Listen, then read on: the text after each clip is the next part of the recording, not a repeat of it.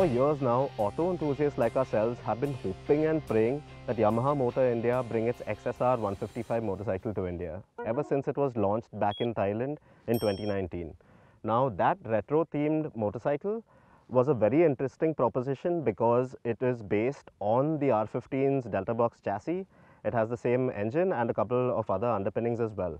Now the year is 2021 and Yamaha Motor finally seemed to have an answer for us in India. Well, almost.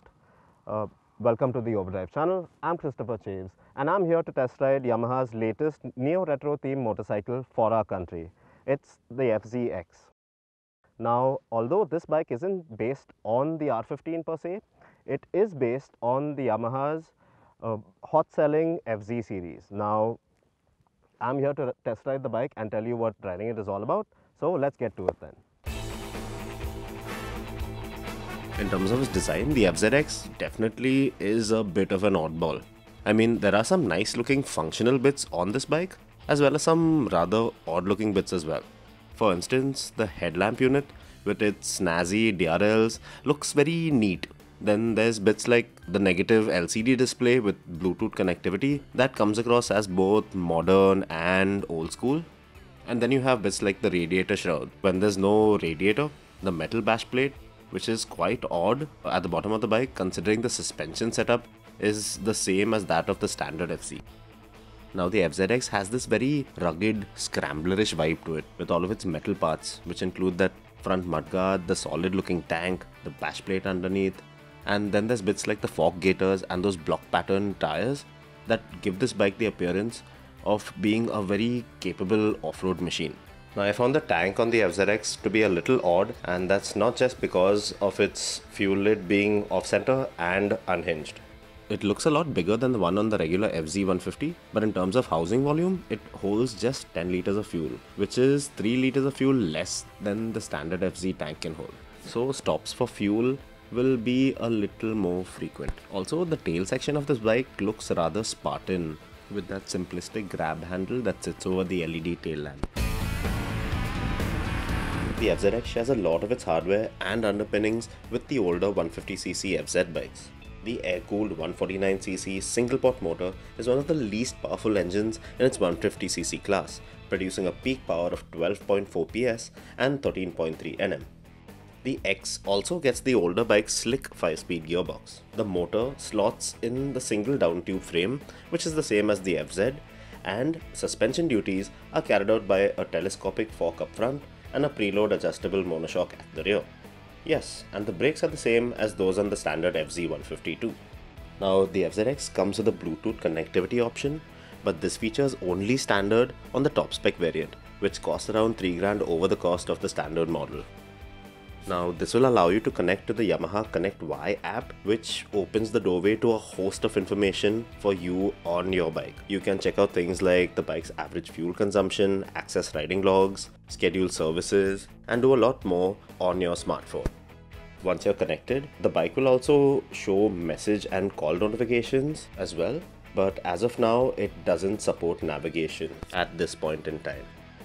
The FZX also comes with a nice and conveniently located 12-volt power outlet which is on the handlebar.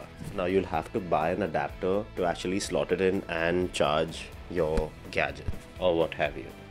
Now the standard FZ isn't a very quick motorcycle, and the FZX weighs around 4 kgs more, and that's mostly down to all those metal bits that this bike has on it. So as you would imagine, downright performance isn't one of this bike's fortes. The X has a good amount of low-end torque and mid-range performance is just about decent. It's a nice, smooth bike to ride in the city at normal speeds, but if you whack open the throttle and try to extract some performance out of this bike, you might be disappointed. That's because top-end performance of this bike is quite weak. If you need to overtake a vehicle quickly out on the highway, you'll have to shift down a cog or maybe even two, and you'll have to really wring the throttle open for this bike to get going. Now, this is not the kind of motorcycle you'd really fancy yourself on if you have to get anywhere in a hurry. The Yamaha felt comfortable around 70 kmph with the engine not feeling overly stressed. Past 80 kmph, the bike feels like it's being ushered out of its comfort zone. Cross 100 on this bike and you will feel like you've actually managed the impossible. The FZX is a nice and light motorcycle to manage. The chassis is the same as that of the FZ, so it's a bike that doesn't mind being tipped into corners.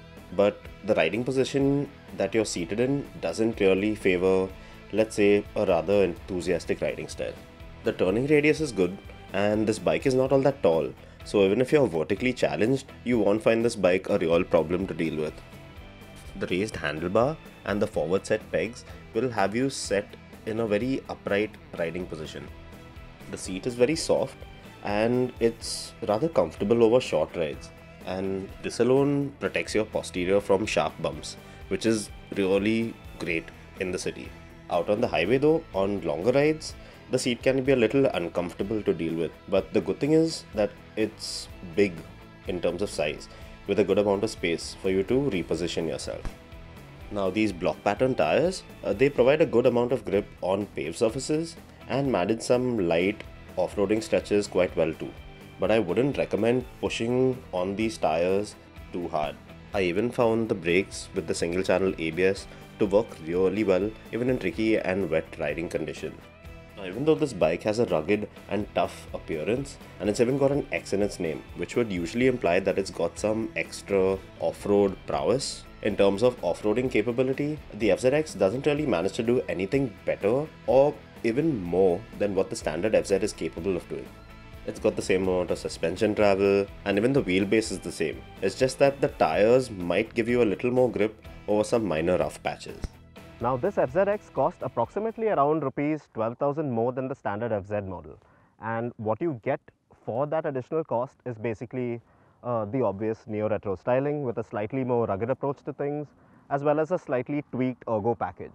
Now in terms of functionality, is it any better or is it any more capable than the standard FZS? Not really, not at all actually.